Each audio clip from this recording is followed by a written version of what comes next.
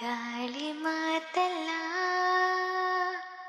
ಪ್ರೀತಿ ಹರಿವ ನೀರಿನ ಹಾಗೆ ನಿಂತ ನೀರಲ್ಲ, ಅದು ಒಂದು ಜ್ಯೋತಿಯ ಹಾಗೆ ಸುಡು ಸುಡು ಬೆಂಕಿಯಲ್ಲ, ಅದು ಒಂದು ಭೂಮಿಯ ಹಾಗೆ ನಿರಂತರ ಈ ಪ್ರೇಮ ಸ್ವರ, ಈ ಪ್ರೀತಿ